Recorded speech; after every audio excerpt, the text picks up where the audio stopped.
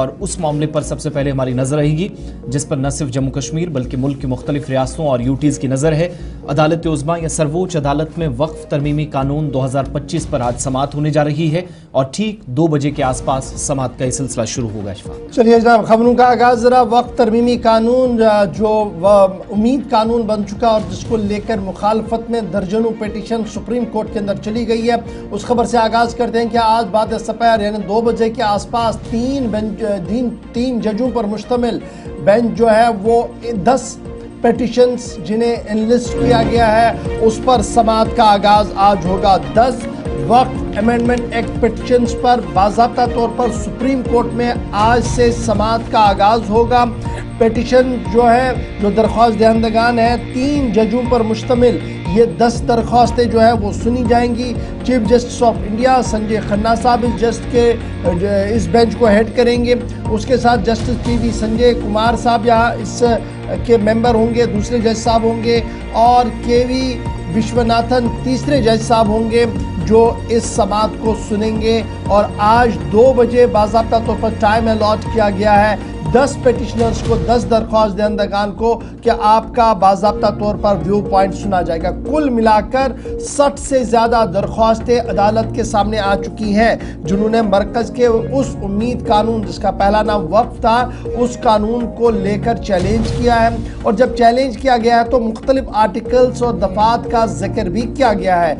इसके हक में तकरीबन आधे दर्जन के करीब वो तंजीमें भी हैं, हिंदू तंजीमें हैं, जो सरकार के हक में खड़े हुई हैं और उनका मानना है कि सरकार ने जिस तरीके से अमेंडमेंट्स लाई हैं, कानून का बाज़ाब्ता तौर पर इस्तेमाल करवाने के लिए हुकूमत साजी की है, कानून साजी की है, ये सही इक़दाम है क्योंकि हिंदुओं के हकूक़ पर शबखून किया गया था। ये उन आधे दर्जन के करीब पिटिशनर्स का मानना है जिन्होंने अपनी दरख्वास्तें सुप्रीम कोर्ट के सामने रख दी है।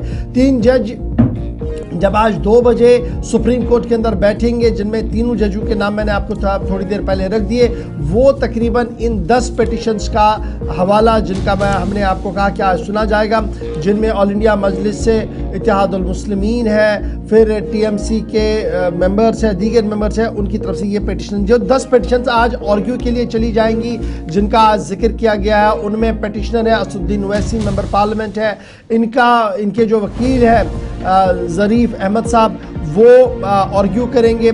और वैसी साहब की जो पिटिशन है उसमें उन्होंने कहा कि आर्टिकल 14, आर्टिकल 15 जो कॉन्स्टिट्यूशन ऑफ इंडिया का उसका डिस्क्रिमिनेशन हुआ है, उसकी वायलेशन हुई है, और पार्लियामेंट रिप्रेजेंटेशन एक्ट और वक्फ यूज़ पर मामले पर वो अपनी बात जो है वो रखना चाहते हैं। इसी तरीके से दूसरे पिटिशनर हैं अमानतुल्लाह खान साहब, जिनके वकील है अदलीब अहमद।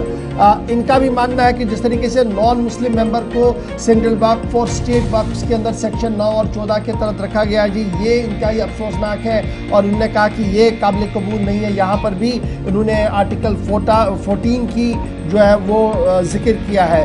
तीसरा पिटिशनर है association for protection of civil rights APCR, जिनके वकील है अदलीब अहमद। यहाँ अमानुल्लाह खान के भी यही वकील है और पिटिशनर फॉर सिविल राइट्स के भी यही वकील है, और इनका भी यही मानना है कि जो सच्चर कमेटी रिपोर्ट सन 2006 की है उसकी एडवाइजरी को भी देखा जाए और तमाम मामला को देखा जाए, पसमंदागान तबका को किस तरीके से ऊपर उठाना जाए, वो सच्चर कमेटी की रिपोर्ट, वहाँ पर इसका कोई जिक्र नहीं है। तो उन्होंने इस तरीके से कुरान हदीस की इंटरप्रिटेशंस को सामने रखते हुए बात रखी है।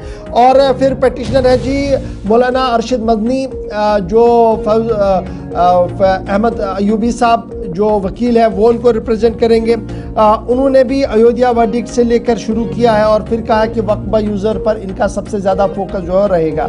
पिटिशनर एक है केरला से, केरला जमीयत उलमा, उनके भी जुल्फ़िकार अली जो है वो वकील है। उन्होंने ये कहा कि जो जनाब 2025 का एक्ट दोबारा बना है वक्फ बोर्ड के हवाले से, इसमें ज़्यादा फ्लॉज है और जो आर्टिकल 26 कॉन्स्टिट्यूशन ऑफ इंडिया का जो प्रोटेक्शन देता है जी तमाम मजहबों का, उस पर वो अपनी बात रखेंगे।